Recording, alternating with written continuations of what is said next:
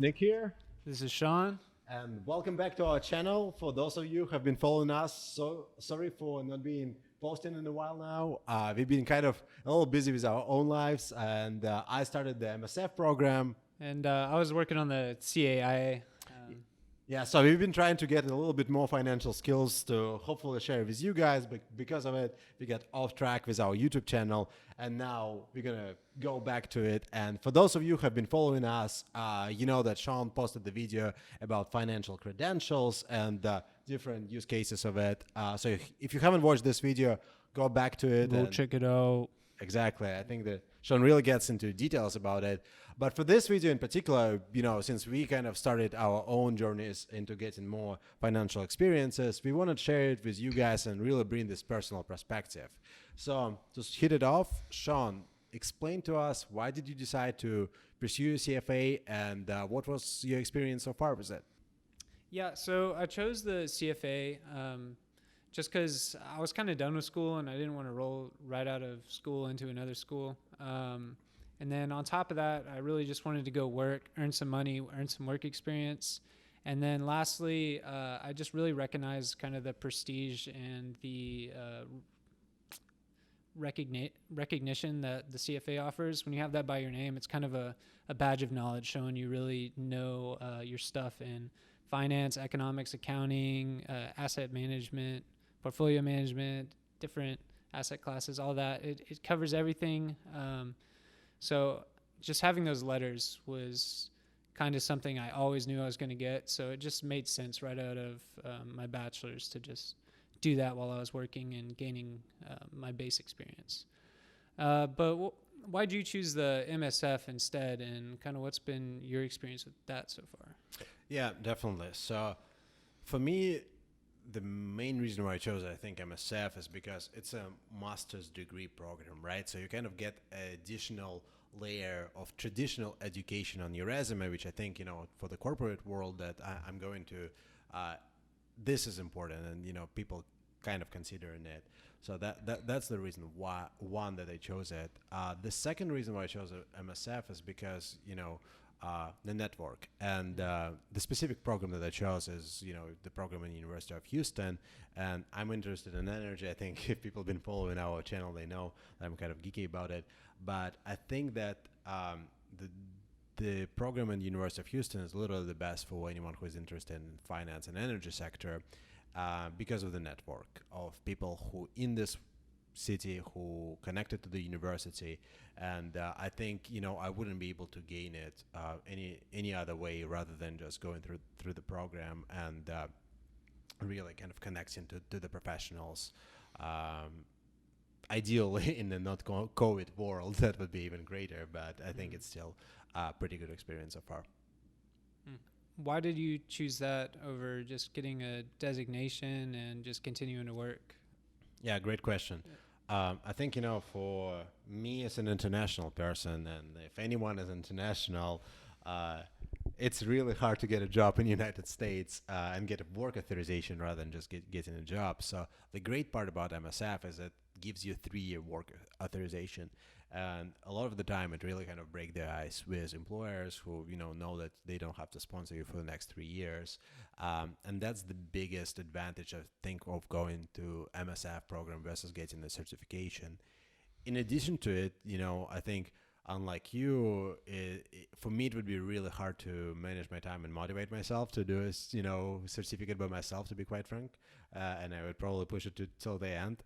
With MSF, on the other hand, you know, it really kind of puts the structure around, you know, getting a degree, and you have an obligation to deliver the homework to your professors and things like this. So you kind of space out all of the knowledge that you have, and you're constantly studying.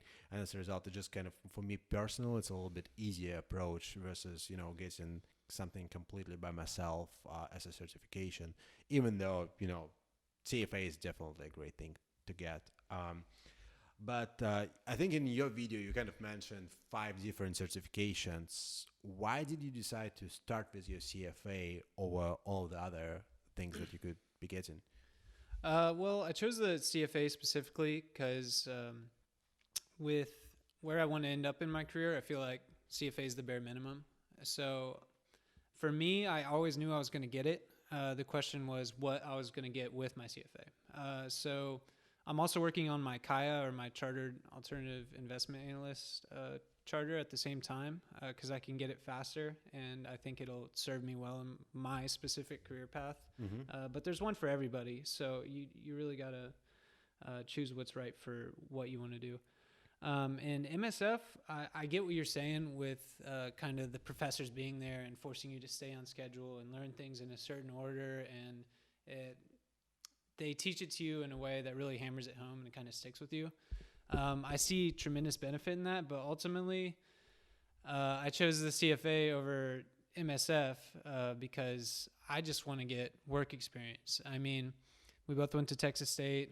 It's a great school, but not everyone sees it that way. So for me, work experience, quality work experience on my resume was more important than jumping to another school and taking a GMAT and dealing with all that BS and not earning any money, or in fact, just spending a bunch of money on this degree. So I'd rather go and spend like $3 or $4K in total on all 3 levels of the CFA and be done with it. The only thing I would regret is kind of like losing that network. And I also had the benefit of being an American. So I just... Good advantage, Sarah. Good advantage. Yeah. So in some ways. So I had a little more flexibility when deciding when to do things and things like that. But you didn't, and you're kind of going into your MSF during COVID times where everything's online. So you might as well be studying yourself. You just got a really expensive tutor. So why don't you tell us how that's been, networking and going and getting your MSF during a global pandemic? Yeah, definitely. When I was planning this experience, I didn't think that how I would approach it without any face-to-face. And, for me, it's been definitely different, to say the least. I'm not going to lie that, going through MSF online is the same as going through MSF in person, especially for, my main goal was to network, and it's definitely different. I do think that there are some advantages, though, to being online. One of them is just cutting, time on your commute, which is, for some of us, it's pretty helpful. But the other thing is also, even though networking is different, at some times it can be beneficial, because now whenever you want to, connect to some professionals, through schools or stuff like this, it's much easier to jump on a Zoom call with them for 15 minutes versus then, asking them for a lunch that would take 3 hours of their time, and you would have to plan ahead for kind of a very long time to get to meet them. And so from this aspect, I think it really made it easier for me to connect to a lot of people. And now, everyone's so accustomed to kind of online meetings that now I can FaceTime or Zoom anyone from pretty much any part of the country without a need to fly there. So that's definitely, I think, a big advantage through the whole experience. But the question is, it's still, does this Zoom lecture stuff worth, 50, 60 grand to go through? And I don't know the answer to this question yet. We would love to make an update whenever I finish the program and tell you if that's worth it or not. But it's definitely a hefty price to pay for the experience like this right now. But for you personally, I see the value in certifications, that it's cheaper and things like this. But do you think that at some point in your career you would want to go to a grad school? Yeah, I'd definitely be open to it. It just depends on kind of how fast I get the ball rolling into my career and if I feel like I need it. The one thing that I would really focus on if I were to get MSF. So first of all, backing up, I don't see myself getting an MSF unless I'm kind of at it in a point in my career where I'm either kind of stuck or I don't have like a clear stepping stone to where I want to be, or the next step in my path. So if that comes to it, I'll probably go get an MSF. And then specifically, I feel like MSF is really important for kind of quantitative type finance and things that have to do with programming and trading algorithms and things of that sort, just financial engineering in general. I think that's what I'd go into, because that is very difficult to learn on your own. unless you're forced to learn it by next week or you fail kind Yeah. of thing. That's what it would take to kind of really hammer that home for me. Either that or getting a job where you can work on those things every day, which going and getting an MSF is more likely for me. So yeah, I see myself getting an MSF.